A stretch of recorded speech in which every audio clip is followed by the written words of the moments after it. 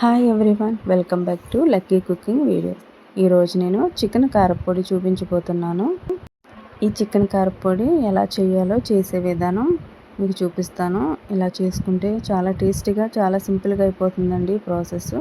కానీ టేస్ట్ మాత్రం సూపర్గా ఉంటుంది. మనం చేసే విధానం ఏంటో చూపిస్తాను రండి.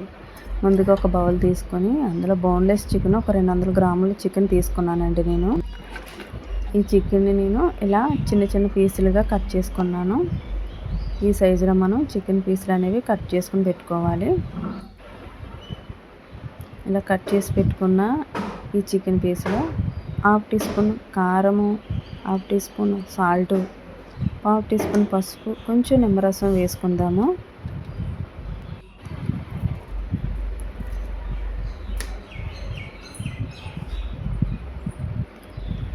ఇలా వేసుకున్న తర్వాత మనం ఇవన్నీ కూడా చికెన్కి మసాలా అంతా పట్టేలాగా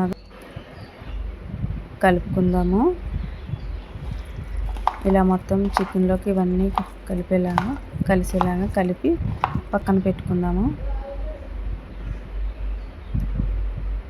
చికెన్ పక్కన పెట్టిన తర్వాత స్టవ్ వెలిగించి ప్యాన్ పెట్టి 2 టేబుల్ స్పూన్ ఆయిల్ వేసుకుందాము.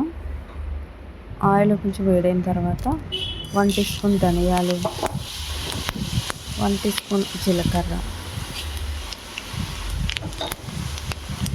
1 టీ స్పూన్ నువ్వులు కూడా వేసుకుందాము. ఈ మూడిట్ల వల్లే మనకి చికెన్ పొడి అనేది మంచి టేస్ట్ వస్తుందండి. ఇలా ఫ్లేమ్ సిమ్లో పెట్టుకుని మనం ఇవి కొంచెం దోరగా వేపుకుందాము. కలర్ చేంజ్ అయ్యేంత వరకు. ఫ్లేమ్ హైలో పెడితే మాడిపోతాయి కాబట్టి సిమ్లో పెట్టుకుని మనం వీటిలో వేయించుకుందాము. ఇలా చూడండి, ఈ విధంగా వేగిన తర్వాత వీటిని ఒక ప్లేట్లోకి తీసుకుని పక్కన పెట్టుకుందాము.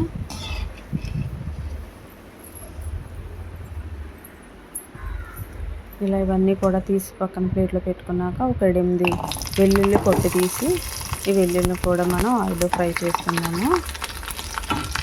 వెల్లుల్లి కూడా కలర్ చేంజ్ అయ్యేంత వరకు, ఈ కలర్లోకి వచ్చే వరకు ఈ వెల్లుల్లిని కూడా మనం వేపుకొని ఇవి కూడా ప్లేట్లోకి తీసి పక్కన పెట్టుకున్నాము.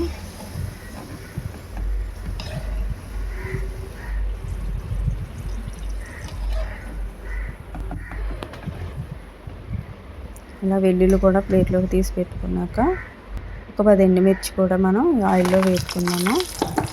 ఎండుమిర్చి కూడా క్రిస్పీగా బాగా వేగే వరకు ఆయిల్లో వేపుకోవాలి. ఇలా ఎండుమిర్చి కూడా వేగిన తర్వాత ఎండుమిర్చిని కూడా తీసుకొని మనం ప్లేట్లో పక్కన పెట్టుకుందాము.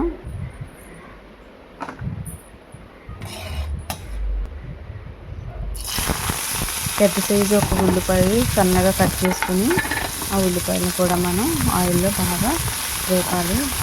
మనం బిర్యానీలోకి మనం వేసుకుంటాం కదా ఫ్రైడ్ ఆనియన్స్, ఆ విధంగా కలర్ చేంజ్ అయ్యే వరకు ఈ ఆనియన్స్ని మనం బాగా గోల్డెన్ కలర్ వచ్చే వరకు వేపుకోవాలి.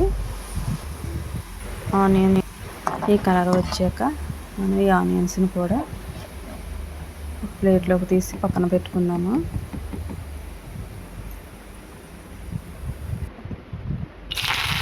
ఇలా 2 రెబ్బల కరివేపాకు కూడా ఆయిల్లో మనం ఫ్రై చేసుకుని కరివేపాకును కూడా ప్లేట్లో పెట్టేసుకుందాము.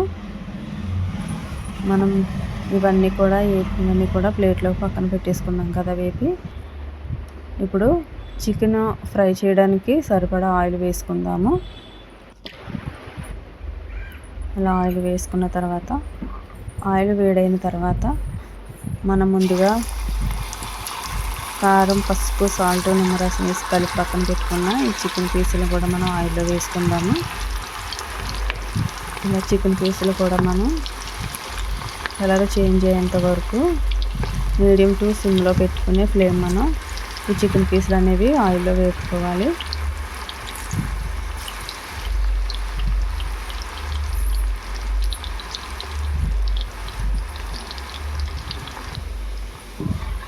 ఇలా చికెన్ పీసులు అంతా కూడా ఈ కలర్లోకి వచ్చే వరకు మనం చికెన్ పీసులు అనేది ఫ్రై చేసుకున్నాము.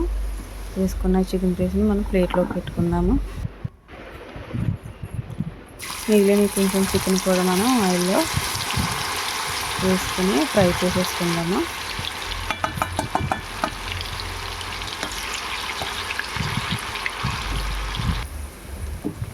ఇలా ఈ చికెన్ పీసులు కూడా మనం ఫ్రై చేసేసుకున్నాం కదా, ఇవి కూడా మనం ప్లేట్లోకి పెట్టేసుకొని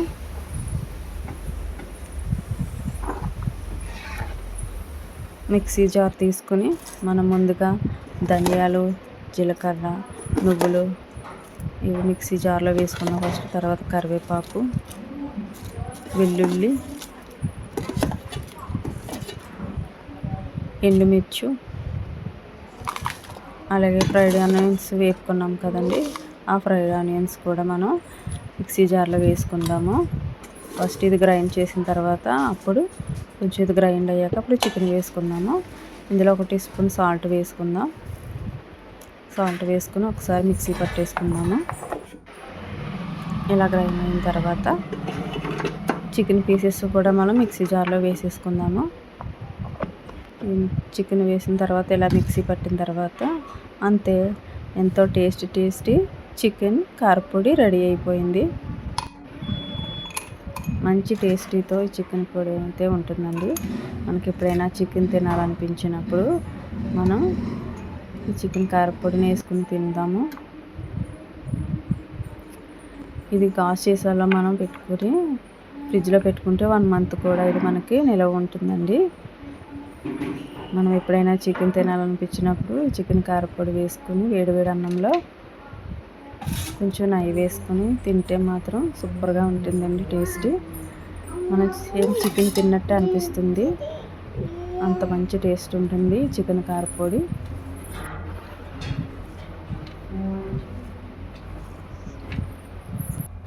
మీకు నా వీడియో నచ్చినట్లయితే లైక్ చేయండి, షేర్ చేయండి, సబ్స్క్రైబ్ చేసుకోండి. Please support this channel.